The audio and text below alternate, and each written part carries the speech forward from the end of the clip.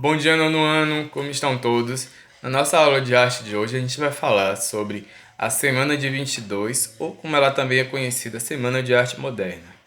A Semana de Arte Moderna ocorreu em São Paulo, mais precisamente em 1922, no mês de fevereiro. E ela ficou conhecida por romper as barreiras parnasianas clássicas, né? Aquele jeito clássico de fazer arte até então tão elitizada aqui no Brasil e trazer uma arte que falasse também das dores, né, e das angústias de seu povo, do povo brasileiro. Então vamos lá.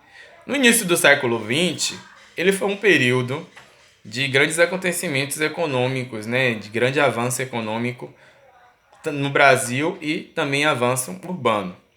Contudo, as pessoas viviam de forma precária porque elas não tinham saneamento básico, né, na época.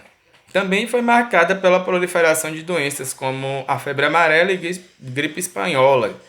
E também temos que lembrar que em 1914 houve a Primeira Guerra Mundial.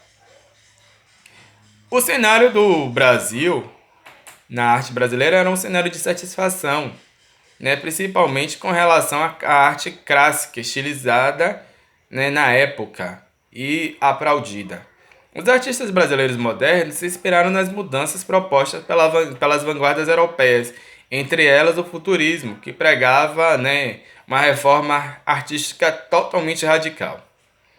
A Semana de Arte Moderna, ela ocorre em 1922, mas lá em 1917, o então escritor Monteiro Lobato faz uma crítica à exposição da artista, né, Anita Malfatti, dizendo que ela não pinta e sim faz caricaturas de forma grotesca, parecendo com a obra de Pablo Picasso, o estrangeirismo. Ele faz uma crítica também a essa questão do estrangeirismo, né, da, da, da, das pinceladas da Anitta.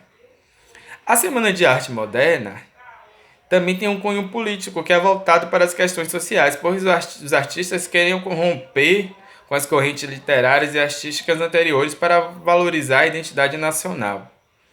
Tanto que é que tem um movimento antropófago que fala sobre antropofagia, que era algo que os índios faziam, que é a outra pessoa, né, vamos se dizer, da forma mais possível, comer a outra, que seria o canibalismo, né?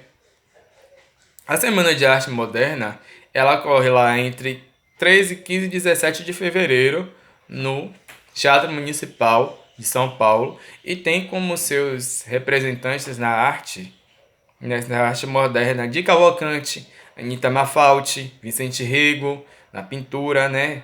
A própria Tarsília do Amaral, Vicente Becheret nas esculturas e os escritores Oswald de Andrade, Mário de Andrade, Graça Aranha e Manuel Bandeira. O Manuel Bandeira, por sinal, ele não pôde comparecer à Semana de Arte Moderna, mas porém o seu poema Os Sapos, que fazia uma crítica e dizia que os artistas panasianos coachavam em ritmo perfeito igual aos sapos. Então isso causou um maior rebuliço para aquela época. Imagine uma obra de uma vanguarda artística clássica como o parnasianismo sendo criticada, né? Foi algo que foi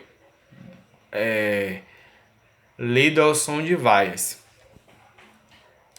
E também não muito importante, também quando aconteceu, na Semana de Arte Modernas, Heitor Villa-Lobos, o maestro, ele entra em palco, mas entra de chinelos, o que causou revolta e espanto para quem estava lá para assistir ele, porque era algo inaceitável para o maestro entrar no palco só de chinelos.